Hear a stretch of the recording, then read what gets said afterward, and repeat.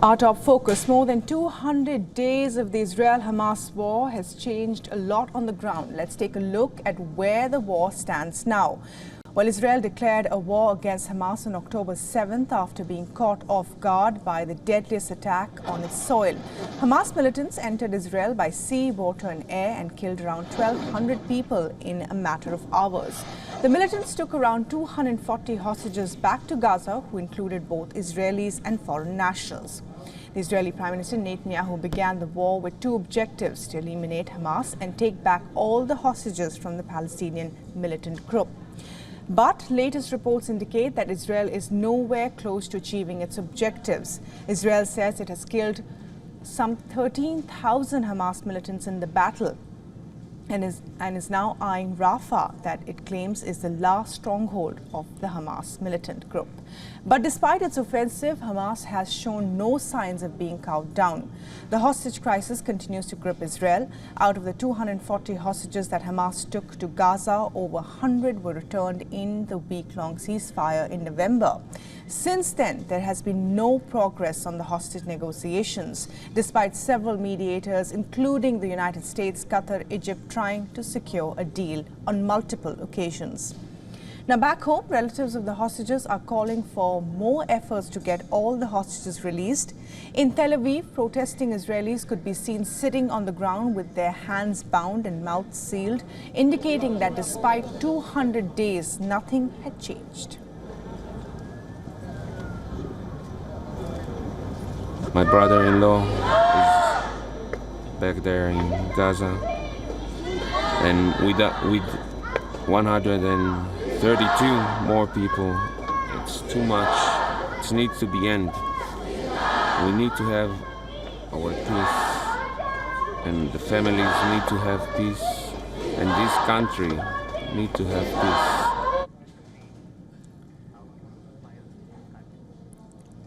Meanwhile, 2 months later, Gaza is in ruins. In fact, it's been 6 months. And according to the Gaza Media Office, over 34,000 people have been killed since October and over 77,000 are wounded. Schools, hospitals, mosques, refugee camps have all come under Israeli bombardment. And according to Hamas, 62% houses are damaged or destroyed. As a result, 85% of the population is displaced. And after multiple rounds of displacement, over 1.2 million people are now crammed into Rafah that Israel could invade in the coming days, with acute shortages of food, water and medicine gripping the Palestinian enclave. Over 1 million people are facing catastrophic food shortages. But the fighting continues on the ground. In northern Gaza, Palestinians are fleeing their homes weeks after returning due to the Israeli bombardment. Israeli Defense Forces carried out a strike in Rafah as well as the central Nuseirat refugee camp earlier on Wednesday. At least 7 people were killed in these strikes.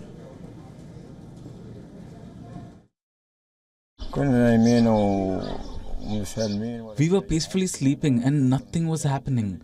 Then we heard the sound of an explosion and we came running. We saw our neighbors. There were body parts everywhere. This paints a picture of the event that took place.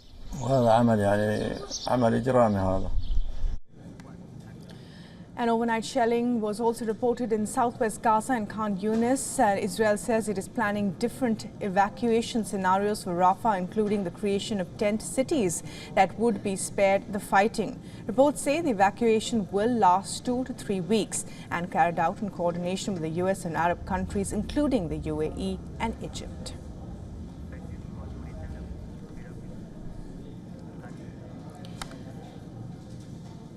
And well, our correspondent Jody Cohen has been covering the war from the ground and has sent us the latest updates. Take a look.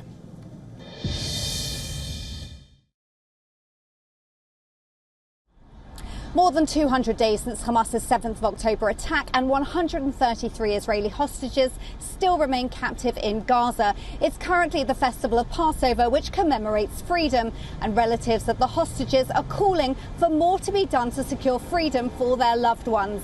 Meanwhile, having rejected the latest deal, Hamas spokesperson Abu Ubaidah has called for an escalation on all fronts. In his Passover message, Prime Minister Netanyahu vowed imminent painful blows on Hamas to increase pressure on them to free the hostages. Israel has indicated that they would coordinate with the United States and Arab allies to evacuate civilians from Rafah, Hamas's final stronghold. Satellite images appear to show shelters being set up in nearby Khan Yunis, and commentators believe we could see an IDF operation in Rafah in the coming days or weeks.